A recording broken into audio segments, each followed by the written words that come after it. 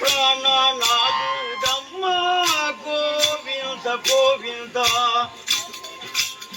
గోవింద పోతే శనివారం ఉపాసముండి అల్ల దండ దొరకే గోవింద గోవింద గోవింద గోవింద.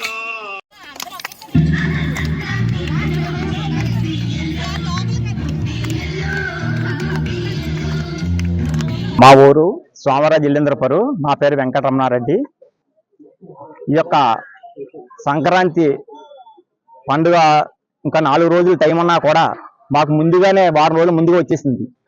ఎందుకంటే 4 రోజుల నుంచి కూడా మాకు ఇదే పని. ఓ పక్కన రంగవల్లిలు, ఓ పక్కన గాలిపటాలు, ఓ పక్కన పిండి వంటలు, ఇవన్నీ చూసేటప్పటికి సంక్రాంతి పండుగ ముందర 4 రోజుల ముందుగానే మాకు వచ్చేసింది.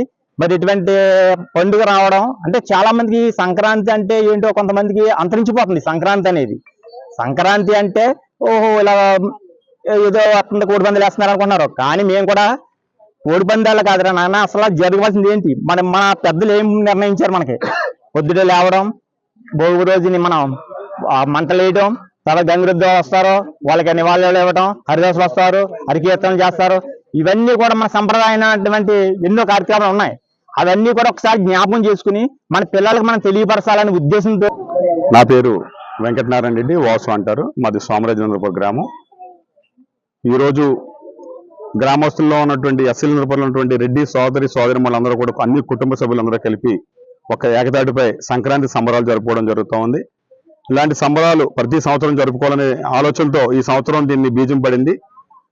ఈ యొక్క సంబరాల్లో ఇటు గంగిరెడ్లు, ఇటు ట్రెడిషనల్గా ఏదైతే భోగి మంటలు, గంగిరెడ్లు, గోబ్బెమ్మలు, భోగిపళ్ళు, పిల్లలకి భోగిపళ్ళు ఇలాంటి, అలాగే హరిదాస్ కీర్తనలతో ఈ యొక్క కార్యక్రమాన్ని అందరూ కూడా ఆడబడుచు అందరూ కూడా ముందుకు తీసుకెళ్తా ఉన్నారు.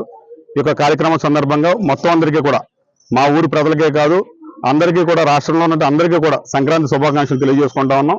ఎందుకంటే ఇలాంటి కార్యక్రమాలు ప్రతి గ్రామంలోనూ ప్రతి ఒక్కరు కూడా జరుపుకోవాలని మేము ఆకాంక్షిస్తా ఉన్నాం. ఎందుకంటే ట్రెడిషన్ అంతకంతకు అంతరించిపోతా ఉంది.